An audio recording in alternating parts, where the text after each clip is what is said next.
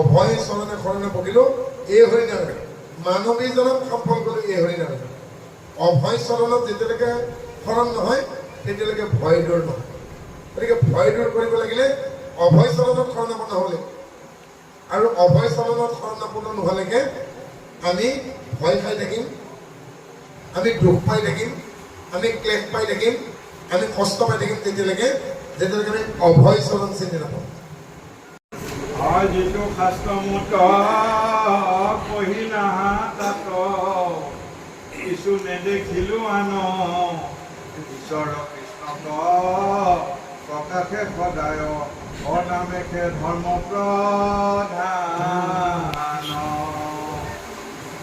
অভয় ব্ৰহ্মক আপুনি দেখাইলা তাহান্তে ভৈলা প্ৰৱেশ লাগি গলো মোৰ অনাহি ভয় লয়লে আৰু একোৱান শুনিবাক লাগি প্ৰয়োজন নাহি বাক কৃষ্ণ গুণ নাম প্ৰীতিৰেকে মই ৰহো আনয়ালা কাম অভিলাষ বিষয় বাসনা চিত্তে তেজিলে কমূৰ কৃষ্ণৰ চৰণ তেজন দেখে অমিলে মহাদুখ ঘোৰ এন জানি মোক তুমি গুৰু বাপ দিয়া অনুমতি দান মাধৱ বন্ধুৰ চৰণত চিত্ৰ দিয়া ত্যাগিব প্ৰাণ পৰম অভয় কৃষ্ণৰ চৰণ দেখাইলা মোক আপুনি শিল সাজ্ঞান হলো জ্ঞান নিষ্ঠ অনিষ্টে কহো মহামুনি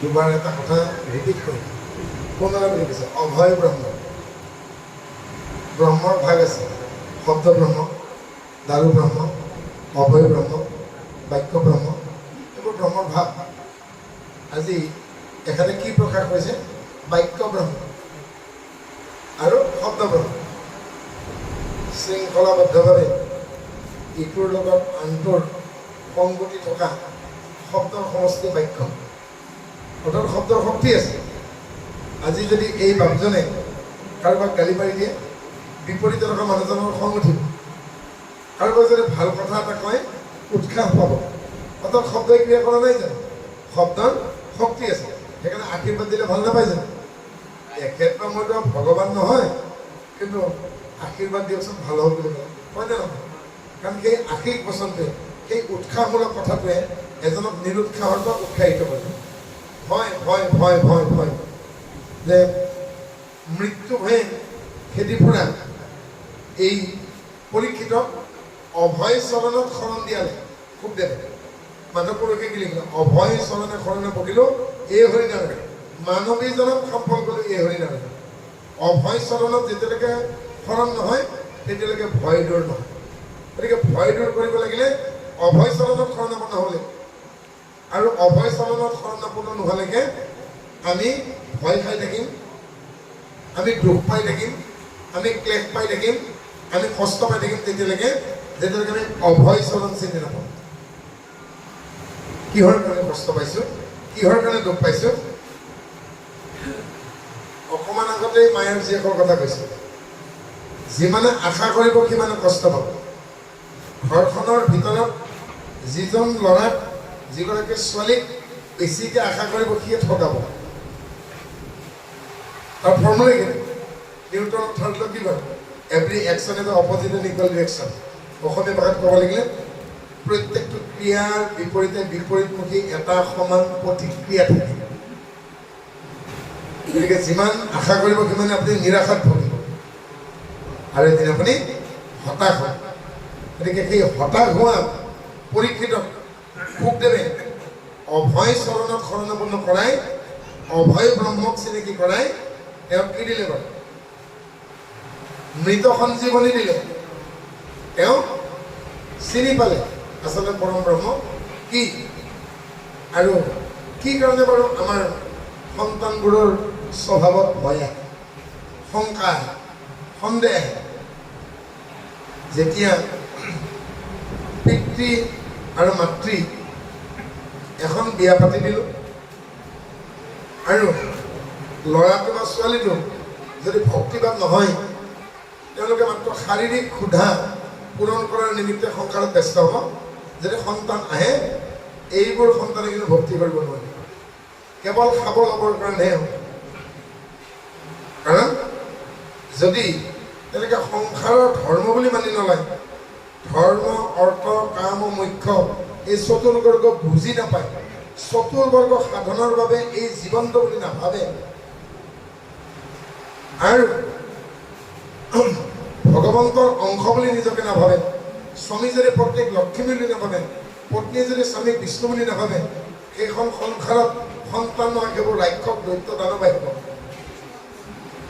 আজি ল'ৰা ছোৱালীবিলাকে পিতৃ মাতৃক নামানে বুলি প্ৰায়বোৰ অভিভাৱকে আমাক কমপ্লেইন কৰে অভিযোগ কৰে বোলে এওঁলোকে খালি আইন অমান্য আন্দোলনে কৰি থাকে ঘৰত পূব ক'লে পশ্চিম উঠ বুলি ক'লে ব বুলি ক'লে উঠে একো নামানে উভতা কৰে হয় নে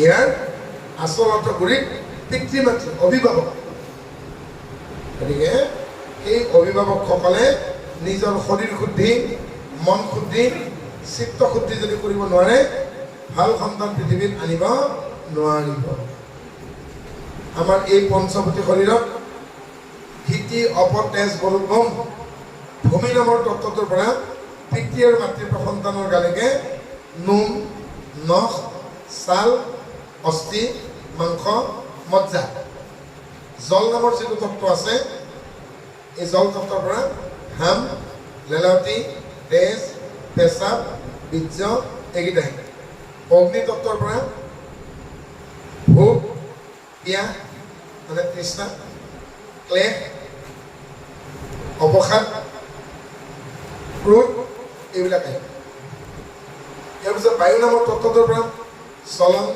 বলন প্ৰসাৰণ সংকোচন ধাৰণ মানে ব্ৰেইন কেপাচিটি কোনে কিমান ল'ব পাৰে ব্ৰেইন কেপাচিটি ঠিক নহ'লে তেওঁলোকৰ মেধা শক্তি কমি যায় স্কিলনেছ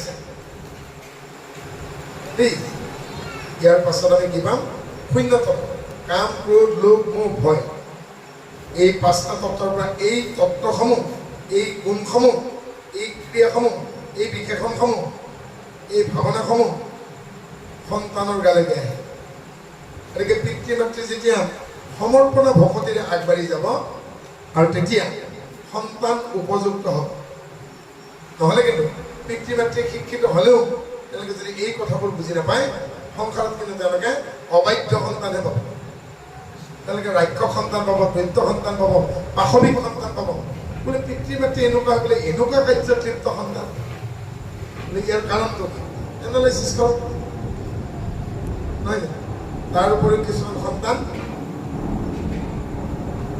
মানে অন্তৰ্মুখী কিছুমান বহিৰ্মুখী আৰু মুকলিমূৰীয়া যদি মাক বাপেক নহয় তে সন্তান ইনফিনিটি কমপ্লেক্সত ভুগিব দেই হীনমন্যতাত ভুগিব আৰু অন্তৰ্মুখী হ'ব বহিৰ্মুখী প্ৰতিভা বিকাশ নহ'ব কথা ক'বলৈকে ভয় কৰিব সঁচা কথা ক'বলৈকে ভয় কৰিব অন্যৰ বিচাৰ হ'লে তেওঁলোকে প্ৰতিবাদ কৰিব নোৱাৰিব ইয়াৰ বিপৰীতে আমি কৰিব লাগিলে সংসাৰখন চকু মুদি নহয় চকু মেলি বিজ্ঞানসন্মতভাৱে লাহে লাহে ছোৱালীক কেনেকৈ শিকাব ল'ৰাক কেনেকৈ শিকাব তাৰ এটা প্ৰক্ৰিয়া হোৱা উচিত লাজতে ক্লাছ 8ৰ বিজ্ঞানখনে ভালদৰে স্কুলত নপঢ়ায় ক্লাছ 8ত বিজ্ঞানখন আমি যিবোৰ কথা চিলেবাছত সোমাই দিছোঁ গাৰ্জেনেও নপঢ়ে ঘৰত ছাত্ৰ ছাত্ৰীও নপঢ়ে আৰু স্কুল কলেজতো ভালকৈ নপঢ়ে ফলত পৰীক্ষাত মাৰ্ক পাব জানো হাৱাতে যায় ক্লাছ 8ত কি কাৰণে সোমাই দিয়া হ'ল চিলেবাছত সেইবোৰ কথা বুজি নাপায় মেডিকেল যেতিয়া পঢ়িবলৈকে যাব চিকিৎসা বিজ্ঞানত তেতিয়া লাজ লগা বিষয়বোৰ নপঢ়াকে পাছ কৰিব পাৰিব নেকি? বেমাৰী কেনেকৈ চাব? এজন চিকিৎসকেতো লাজ কৰিলে নহ'ব, এজন ৰোগীয়েতো লাজ কৰিলে নহ'ব। তেতিয়া কি কৰিব? চিলেবাছ সেইখিনি অভাৰটেক কৰি গুচি যাব ন। গতিকে যেতিয়ালৈকে আমাৰ এই অসমীয়া জাতিটো প্ৰফেচনেল নহয়, তেতিয়ালৈকে কিন্তু আমি ভালকৈ আগবাঢ়ি যাব নোৱাৰিম। আমাৰ তুলনাত বাকীবোৰ জাতি যথেষ্ট প্ৰফেচনেল, সেইকাৰণে আগবাঢ়িছে। আমি অভয় চৰণত আহিব লাগিব। অভয় চৰণত নাহালৈকে, শৰণ বুজি নোপোৱালৈকে কি হ'ব? আমাৰ ভয় দূৰ নহয়। আজি জিতেন্দ্ৰ বাবজনাক যোৰহাট জিলা শাখাই শৰণৰ বাবে, শৰণ দিয়াৰ নিমিত্তেকে দায়িত্ব অৰ্পণ কৰিছে। এই দায়িত্বটো কেনেকুৱা বাৰু? এখেতে লাইচেন্স দিয়ে। দ্বিতীয় অফিচত কি কৰে? গাড়ী লাইচেন্স নিদিয়ে জানো? গাড়ী লাইচেন্স 3 প্ৰকাৰ। কি কি বাৰু? Learner, LMV, HMV। শিকি থকা লাইচেন্স নহয় জানো? তাৰপিছত লঘু যান বাহন চলোৱা লাইচেন্স আৰু ডাঙৰ যান বাহন চলোৱা লাইচেন্স। গতিকে লাৰ্ণাৰ লাইচেন্সখনে হ'ল গুৰু পৰিচয়, হয়নে? ইয়াৰ পাছত LMV খনে হ'ল শৰণ আৰু HMV খনে হ'ল ভজন। আপোনালোকৰ নিজৰ নিজৰ শৰীৰটোক এখন এখন বাহন বুলি ভাবকচোন। এই নিজৰ শৰীৰটোক চলোৱাৰ অনুজ্ঞাপত্ৰ, ইংলিছত যাক লাইচেন্স বুলি কয়। গতিকে সেই নিজৰ শৰীৰটোক চলোৱা অনুজ্ঞাপত্ৰখনেই হ'ল শৰণ। সমানে শৰীৰ, ৰমানে ৰমন, মূৰ্ধন্য নমনে প্ৰয়োগ। নিজৰ শৰীৰটোক কেনেকৈ চলাব? জ্যেষ্ঠক শ্ৰদ্ধা, সমানক মিত্ৰতা, কনিষ্ঠক মৰম, ঐক্যক কৰোণা, বিপক্ষক ক্ষমা, মৈত্ৰী কৰোণা, মৌদিতা, সুখা দুখা উপেক্ষণম, ভাৱানাত চিত্ত প্ৰসাদানম। জ্যেষ্ঠক শ্ৰদ্ধা, সমানক মিত্ৰতা, কনিষ্ঠক মৰম, ঐক্যক কৰোণা, বিপক্ষক ক্ষমা। শৰীৰটোক চিনি পাব লাগিব। অৰ্থাৎ বাহনখন চলোৱাৰ অনুজ্ঞাপত্ৰখন যেনেকুৱা, আমাৰ শৰীৰটোক চলোৱা অনুজ্ঞাপত্ৰখনে হ'ল শৰণ। এতিয়া ডাঙৰ ডাঙৰ যান বাহন চলোৱাৰ যিখন অনুজ্ঞাপত্ৰ, সেইখনৰ নাম HMV, heavy motor vehicle licence. আৰু সেইখনে হ'ল আমাৰ ভজন। নিজক বুজি পোৱাৰ পাছত যেতিয়া নিজকে ভগৱন্তৰ অংশ বুলি বুজি পাব, ভগৱন্তৰ ৰূপটোক সমাৰোহণ কৰা। ৰসায়ন বিজ্ঞানৰ এটা কথা, নিজকে ভগৱন্তৰ অংশ বুলি ভাবি হৃদয়ত অন্তৰ দৃষ্টিৰে ভগৱানক, বহি দৃষ্টিৰে নহয় কিন্তু, বাহিৰত চাব পৰা নাই কিন্তু। এখেতৰ ভতিজা এজন দৃষ্টিহীন, চকুৰে দেখা নাপায়। মোক সুধিছে যোৰহাট জিলা নামঘৰত অহা মাহৰ ৰবিবাৰে, প্ৰথমটো ৰবিবাৰে ভজন হ'ব, মই ল'ব পাৰিম নে ব্ৰহ্মবাদ? জিতেন বাবুক সুধিলে, দত্ত বাবুৱে ক'লে ব্ৰহ্মবাবুক সুধো। তেতিয়া মই ক'লোঁ, ঈশ্বৰৰ ৰূপটোক অন্তৰ দৃষ্টিৰে চোৱাৰ কাৰণেহে ভজন, বাহিৰত ছবি আঁকি বুজোৱাৰ কাৰণে ভজন নহয়। গতিকে আপুনিও পাৰিব।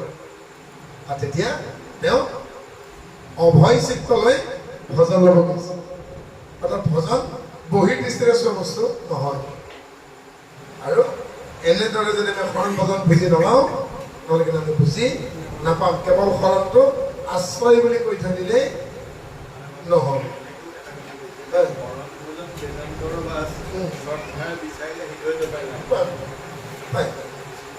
অৰ্থাৎ তৰ্কে বহুদূৰত, বিশ্বাসে মিলয় হৰি।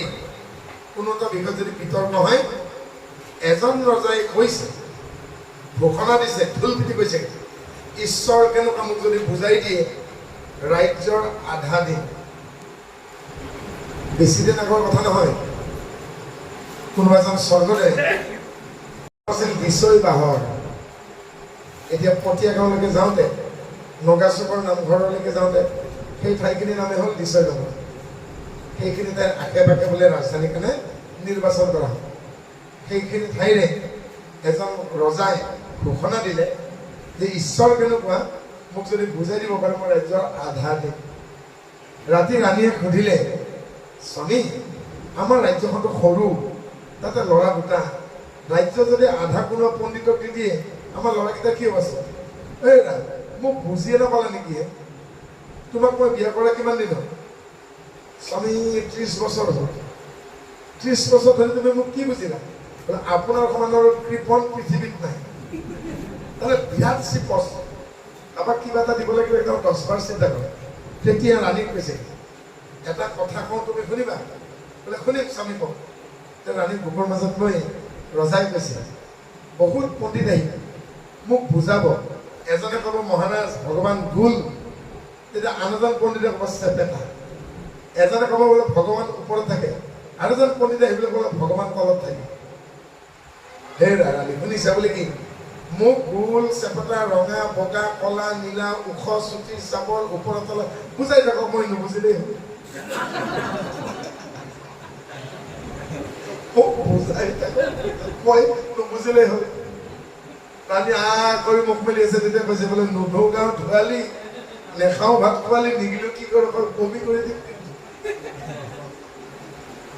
অৰ্থাৎ ৰজাই কি ক'লে মোক বুজাই থাকক মই নুবুজিলেই হয় নহয় আমাৰ এনেকুৱাকে আমাৰ পৰিয়ালত এনেকুৱা বহু সমী আছে যে ল'ৰা ছোৱালীক শৰণ ভজন দিব পৰা নাই বুজাই তত পোৱা নাই তেওঁলোকে কৃষ্ণ সঁচা বুলি নাজানে নেকি জানে কিন্তু শৰণ কিয় লোৱা নাই জানে ইয়াৰ কাৰণটো হ'ল সাৰ পাই শুই আছে যে সঁচাকে শুই আছে জগাবলৈকে ভাল আজি সাৰ পাই শুই আছে ভাউটি ধৰি পেলাই তেওঁ কেতিয়াও জগাব নোৱাৰে গতিকে সাৰ পাই শুই থকা মানুহ এই শৰণ ভজনলৈকে আনিবলৈকে বৰ কষ্ট